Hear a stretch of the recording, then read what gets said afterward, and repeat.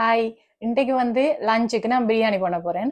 So இந்த week holiday முடிஞ்சு நாளைக்கு யூனிவர்சிட்டி ஸ்டார்ட் ஆகுது. ஸோ அதுக்கு முன்னாடி ஒரு பிரியாணியை செஞ்சு ரிலாக்ஸாக சாப்பிட்டு நாளையிலேருந்து யூனிவர்சிட்டி வெளியே பார்ப்ப முடிட்டு பிரியாணி ஸ்டார்ட் பண்ணிட்டு இருக்கிறேன். ஸோ வளமையாக நாங்கள் வந்து யூஸ் பண்ணுற பிரியாணி பிராண்ட் மசாலா பிராண்ட் வந்து இன்றைக்கு கிடைக்கல. தேடி பார்த்துட்டு புதுசாக அது ஒரு பிராண்டில் வந்து மசாலா வாங்கிட்டு வந்திருக்கேன். ஸோ இதை தான் ட்ரை பண்ணி பார்க்க போகிறோம். ஸோ யூஸ்வலாக இந்த பிரியாணி மசாலா மிக்ஸ் வந்து யூஸ் பண்ணும்போது மேரினேஷன், அதாவது முதலே வச்சு அதை ஊற வைக்கணும், சிக்கனுக்கு வந்து இந்த மசாலா போட்டுன்னு சொல்லி எல்லாம் அந்த ரெசிபியில் குக்கிங் ரெசிபியில் இருக்கிறேல. பட் நான் யூஸ்வலாக ஒரு ½ to 1 hour வந்து அதை சோக் பண்ணி நல்லா ஊற வச்சுட்டு தான் எடுப்பேன். அப்போ தான் கொஞ்சம் மசாலா எல்லாம் ஊறின மாதிரி இருக்கும். ஸோ ஃபர்ஸ்ட்டாக அந்த ப்ரொசஸை தான் பார்க்க போகிறோம். ஸோ அது முடிச்சா பிறகு கொஞ்சம் 1 hour கழிச்சு நம்ம வந்து பிரியாணி ஸ்டார்ட் பண்ணி அந்த ரெசிபியை சேர்த்து ஆட் பண்ணுறேன். ஃபர்ஸ்ட்டாக வந்து சிக்கனை கட் பண்ணி வச்சுட்டோம். அதுக்கு பிறகு வந்து பிரியாணி மசாலா இருக்குது. ஸோ இதுக்குள்ளே வந்து ஜிஞ்சர் கார்லிக் பேஸ்ட்டும் வந்து ஆட் பண்ணணும். ஸோ நான் வந்து ரெடிமேட் ஜிஞ்சர் கார்லிக் பேஸ்ட் தான் ஆட் பண்ணுறேன் நான். ஸோ அதுவும் ரெடியாக இருக்குது. அப்புறமா வந்து தயிர் ஆட் பண்ணணும். இங்கே வந்து நான் தேடி பார்த்த வரைக்கும் எனக்கு தயிர் கிடைக்கல. அதால் நான் வந்து யோகட், பிளேன் யோகட்டை தான் வந்து ஆட் பண்ணுவேன். நான் ஃபேட் பிளேன் யோகட்டை வந்து தயிராக வந்து நான் யூஸ் பண்ணுறேன். அப்புறம் வந்து இதுக்குள்ள சால்ட் வந்து சில பிரியாணி மசாலால வந்து ஆல்ரெடி தேவையான அளவு சால்ட் இருக்கும், சில மசாலால வந்து இருக்காது. அதால நான் இது சிக்கன்லயே நம்ம வந்து எக்ஸ்ட்ரா சால்ட் ஆட் பண்ணிட்டோம்னு சொன்னா ஒன்றும் செய்யலாது. ஸோ நார்மலா பிரியாணி மசாலாவை மட்டும் ஆட் பண்ணிட்டு சிக்கனை ரெடி பண்ணிடுவேன். கடைசியில நான் குக் பண்ணும்போது சால்ட் பத்தலைன்னு சொன்னா அதுக்குள்ள வந்து எக்ஸ்ட்ராவா சால்ட் ஆட் பண்ணலாம். அதோட வந்து இதுக்குள்ள நம்மளுக்கு எக்ஸ்ட்ராவா வந்து உரைப்பா இருக்கணும்னு சொன்னா தனி மிளகாய் தூள் வந்து ஆட் பண்ணலாம் எக்ஸ்ட்ராவா. அது வந்து நம்மளோட உரைப்பு வந்து நம்மளுக்கு என்ன லெவல்ல வேணும்ன்றதுக்கு ஏற்ற மாதிரி அதை சூஸ் பண்ணலாம். ஸோ நான் வளமையா யூஸ் பண்ற மசாலாவில் வந்து இனஃப், எல்லாமே இனஃபா இருக்கு, முறைப்பு சால்ட் எல்லாம். அதெல்லாம் நான் எதுவுமே ஆட் பண்றேன், ஒன்லி அந்த மசாலாவை மட்டும்தான் ஆட் பண்ணுவேன். ஸோ இன்றைக்கும் அப்படியே செய்வோம்.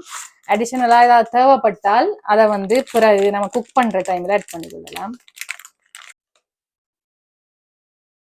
ஸோ நான் இந்த ஃபர்ஸ்ட்டாக வந்து அந்த மசாலா பேக்கெட்டை வந்து ஆட் பண்ணேன். ஸோ இந்த மசாலாக்குள்ளேயே வந்து நம்மளுக்கு தேவையான அந்த எண்ணாசிப்பூ அது இது எல்லாமே ஆட் ஆகிருக்கும். ஸோ நம்ம எக்ஸ்ட்ராவாக ஒன்றுமே ஆட் பண்ண தேவையில்லை. இங்கே பார்த்தீங்கன்னா நம்ம போடாத தேவையான ஸ்பைசஸ் எல்லாமே அவங்களே ஆட் பண்ணியிருப்பாங்க. ஸோ மசாலா பேக்கெட் ஆட் பண்ணிட்டு அடுத்தது வந்து நம்மளோட ஜிஞ்சர் பேஸ்ட் எல்லாமே வந்து நான் ஏதோ ஒரு அளவில் ஆட் பண்ணுறேன். நீங்கள் உங்களுக்கு ஏற்ற அளவில் சூஸ் பண்ணுங்க. அடுத்தது வந்து நம்மளோட தயிர் ஆட் பண்ணணும். ஸோ அந்த தயிரை வந்து ஃப்ரெஷ்ஷாக இருக்கிற தயிரை அப்படி நம்ம குழப்புறதே ஒரு சாட்டிஸ்ஃபேக்ஷன் தான். அதை வந்து எடுத்து அதையும் ஆட் பண்ணுவோம். ஸோ தயிர் எல்லாமே வந்து நான் வளமையாக யூஸ் பண்ணுறதுக்கு ஏற்ற மாதிரி நான் ஆட் பண்ணுறேன். ஓகே, இனி வந்து இவ்வளோத்தையும் சேர்த்து நாங்கள் மிக்ஸ் பண்ணி ஒரு 1 hour போல் நான் நல்லா ஊற விட்டுட்டு அதுக்கு பிறகு வந்து குக்கிங்கை வந்து ஸ்டார்ட் பண்ண போகிறேன். அந்த கேப்பில் நான் வந்து ரைஸையும் குக் பண்ணி எடுத்து வைக்க போகிறேன். இப்போ வந்து சிக்கனுக்குள்ள எல்லாம் போட்டதை மிக்ஸ் பண்ணிட்டு வச்சிருக்கு. ஸோ இது ஒரு 1 hour வந்து ரெடி ஆகிறதுக்குள்ள தேவையான எல்லாத்தையும் கட் பண்ணி ரைஸையும் ரெடி பண்ணிட்டு அடுத்த ப்ராசஸை நம்ம ஸ்டார்ட் பண்ண வேண்டியதுதான். ஓகே, நாங்கள் இப்போ ரைஸ் வந்து ரெடி ஆயிட்டுது. ஸோ மிச்ச ப்ராசஸை ஸ்டார்ட் பண்ணுவோம்னு சொல்லி வந்துட்டேன். ஸோ இந்த கேப்பில் வந்து நான் ஒனியன் கட் பண்ணி வச்சுட்டேன், நிறைய ஒனியன்ஸும். அப்புறமா கொஞ்சமா டொமேட்டோஸ். ஏன் கொஞ்சமா டொமேட்டோஸ் வந்து எங்களுக்கு டொமேட்டோ நிறைய இருந்தால் அது வந்து தக்காளி சாதம் ஃபீலிங் வரும். அப்புறமா மேலால போடுறதுக்கு கொஞ்சம் கிரீன் ஆனியன்ஸ். அதுக்கு பிறகு நான் சொன்ன மாதிரி அந்த பிரியாணி மிக்ஸ்லயே எல்லாமே வந்துடும். நான் எக்ஸ்ட்ரா வந்து கொஞ்சம் பிரியாணி இலையை மட்டும் போடுவேன், என்னோட நிறைய இருக்கு, அதால பிரியாணி இலையை ஆட் பண்ணுவேன். அதுக்கு பிறகு எங்களுக்கு வந்து பிரியாணிக்கு ரொம்ப பிடிச்சது சைடா வச்சு சாப்பிட்றதுக்கு எக் பிடிக்கும். ஸோ அதால எக் வந்து 2 பேருக்கும் பாயில் ஆகிட்டு இருக்கு. அடுத்தது வந்து பிரியாணி செய்யறதுக்கு நம்மள்ட இருக்கிற ஒரு அண்டாவை வச்சாச்சு. அதுல வந்து ஆயில் விட்டு ஆயில் வந்து இப்போ கொதிச்சுட்டு இருக்கு. இதுக்குள்ள வந்து நான் ஃபர்ஸ்டா ஆனியன்ஸை போடணும். ஸோ ஆனியன்ஸ் வந்து கொஞ்சம் நிறைய ஆட் பண்ணுவோம்.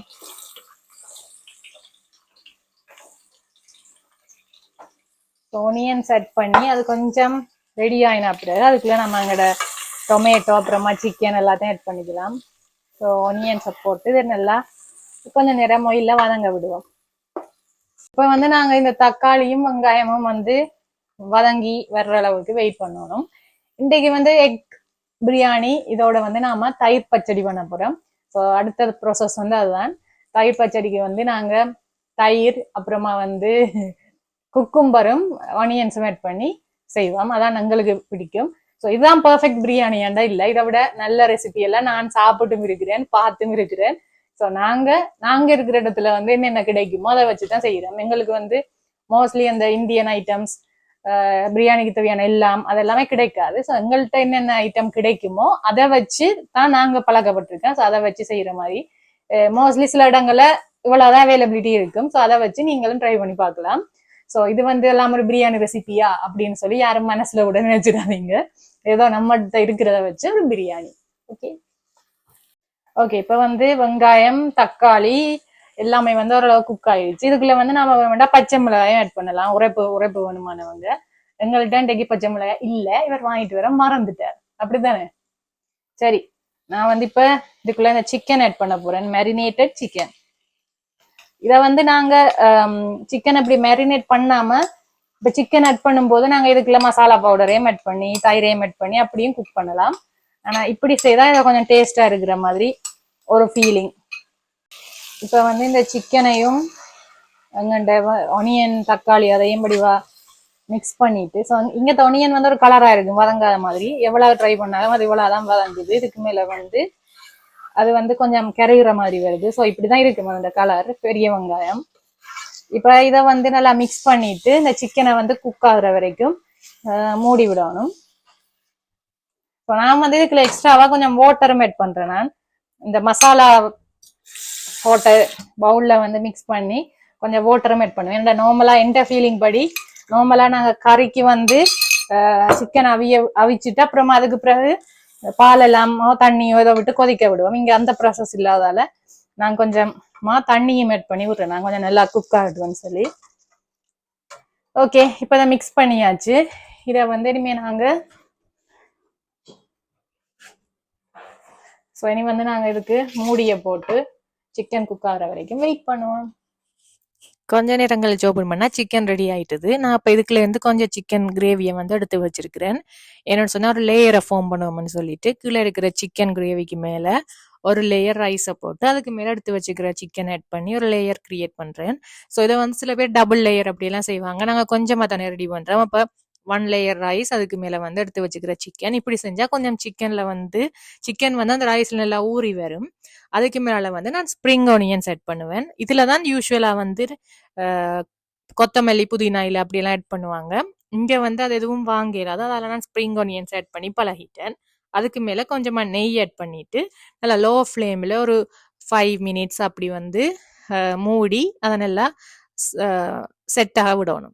ஸோ பிரியாணி வந்து நம்ம தம்மில் வச்சிருக்கோம். அந்த தம்மில் வச்சுக்கிற கேப்ல வந்து தேவையான தயிர் பச்சடி, ரைத்தா அதை வந்து ரெடி பண்ணிடுவோம்னு சொல்லிட்டு ஏற்கனவே நம்ம பார்த்த அந்த யோகர்ட், பிளேன் யோகர்ட் எடுத்துட்டு அதை வந்து நல்லா மிக்ஸ் பண்ணி பீட் பண்ணோம்னு சொன்னா அது வந்து நம்மளோட தயிர் கன்சிஸ்டன்சிக்கு வரும். ஸோ நம்ம குக்கிங் வீடியோ போடுறோம்னு சொன்னா கொஞ்சம் கன்சிஸ்டன்சி அந்த வேர்ட்டெல்லாம் ஆட் பண்ணணும். அப்பதான் அது குக்கிங் வீடியோன்னு சொல்லி நம்புவாங்க. ஓகே, ஸோ அதுக்குள்ள வந்து கொஞ்சமா சால்ட் வந்து ரொம்ப கொஞ்சமா போட்டாலே போதும். ஏண்டா கொஞ்சம் சால்ட் ஆட் பண்ணாலே நல்ல சால்ட்டியா தான் இருக்கிறது இந்த தயிர். மேபி இந்த யோகர்ட்ல வந்து ஆல்ரெடி சால்ட் கண்டென்ட் இருக்குதோ தெரியல. அதுக்கப்புறம் இங்க வந்து நான் ஆட் பண்றதுக்கு ஒனியனும் குக்கும்பரும் நாங்க அன்றைக்கு அவசரமா ஆம்லெட் போடுறதுக்கு வாங்க போன கட்டிங் போர்ட்ல கட் பண்ணி வச்சிருக்கேன். ஸோ அதையும் இதுக்குள்ள ஆட் பண்ணிட்டு நீ வந்து இதை வடிவா மிக்ஸ் பண்ணி எடுத்தோம்னு சொன்னா நம்மளோட ரைத்தா ரெடி. ஸோ இப்போ வந்து பிரியாணியை மிக்ஸ் பண்றதுக்கு நாம ரொம்ப மிக்ஸ் பண்ணாம சும்மா மேலே வைக்கிற ரைஸை கீழையும் கீழே வைக்கிற ரைஸை மேலையும் ஒரு 2 வாட்டி இப்படி மிக்ஸ் பண்ணோம்னா பிரியாணி ரெடி ஆயிடும். மிக்சிங் எல்லாம் முடிஞ்சு பிரியாணி ரெடி ஆயிடுச்சு. இப்போ நம்ம பிளேட்ல சர்வ் பண்ணிட்டு சாப்பிட்டு டேஸ்ட் எப்படி இருக்குன்னு கேட்க வேண்டியதுதான். ஸோ இவருக்கு இப்போ வந்து சாப்பாட்டை போட்டுட்டு இருக்கேன். முதல் பிரியாணி, நல்லா பீஸ் உள்ள பிரியாணி. ஒரு விஷயம் என்னன்னா நம்மட ஊர்ல பிரியாணி இங்க நம்ம வாங்குறதுல வந்து போன்ஸ் எல்லாம் இருக்காது. ஜஸ்ட் பிரியாணி மட்டும்தான், அதாவது பீஸ் மட்டும்தான் இருக்கும். அப்புறம் வந்து ரைத்தா, இதோட வந்து எக் வந்து வைக்கணும். எக்கை வந்து இதில் வச்சுட்டு கொண்டு போய் கொடுத்து எப்படி இருக்குன்னு சொல்லி கேட்பேன். இந்தாங்க பிரியாணி.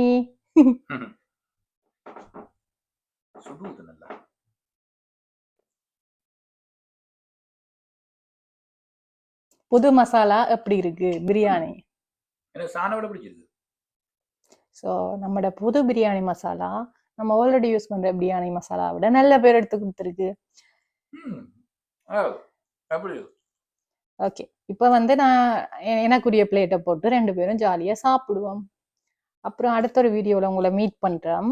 இந்த பிரியாணி எப்படி இருந்துச்சு அப்படின்னு சொல்லி கமெண்ட்ல சொல்லுங்க. என்ன மாதிரி யாரும் இப்படி பிரியாணியை செய்வீங்களா சிம்பிளா அப்படின்னு சொல்லியும் கமெண்ட்ல சொல்லுங்க. புது புது அனுபவங்களுக்கு சப்ஸ்கிரைப்.